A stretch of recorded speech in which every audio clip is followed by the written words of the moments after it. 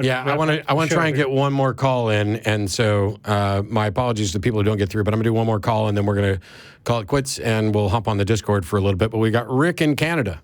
Oh, now we've got Rick in Canada. How are you? Hey, how are you doing? Hi, let's make it quick, if we can. It says here that you have proof that the Big Bang Theory is in the Bible and that science comes from the Bible. Is that accurate? Yes, sir, it is. Okay, it doesn't matter. It doesn't matter if you think you found something about the Big Bang in the Bible, because the second part of your sentence, that science comes from the Bible, is wrong. Science comes from investigation of evidence and thought. It doesn't come from the Bible. I agree. So, have you ever heard of the star in the bottle? It's on YouTube. It's a scientific testing. Have you ever heard of that? I don't know. I suggest it.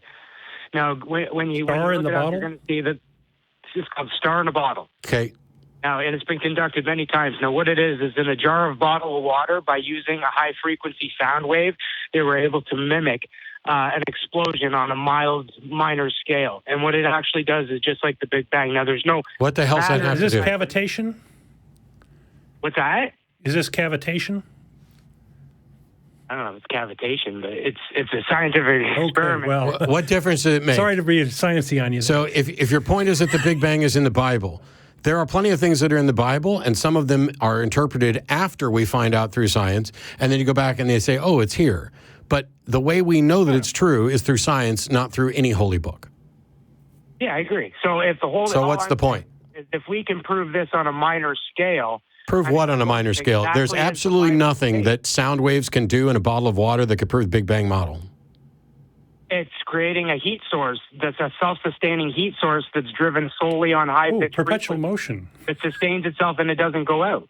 Look it up. That's a load of shit, and I don't even have to look it up, because what you're describing... You're not looking it up, so you don't know that, right? I know, because I know about science. Just like if you said we found a perpetual motion machine, which is what you're describing, I know that's bullshit. Well, then if you know it's bullshit, then suggest that every one of your viewers goes and looks it up, because they're all seeing that it is by all means. I would suggest any of my... Shut up. I would suggest that any of the viewers who want to waste some time, go look this up. proving the Bible. Oh, no, it doesn't prove that. How does that... Okay, stop. How does this prove the Bible? Because the Bible says that there was water originally. The Bible says it was sound waves. God spoke. No, it doesn't say there was water originally. It doesn't say there was water originally. God created water. It says, in the beginning, God created the heavens and the earth without form, void, and darkness upon the face of the deep, and the Spirit of God moved upon the face of the waters, and God said, let there be light. Right. And let's say there was water. And so let's say we do something with a bottle of water. How does that prove the Bible?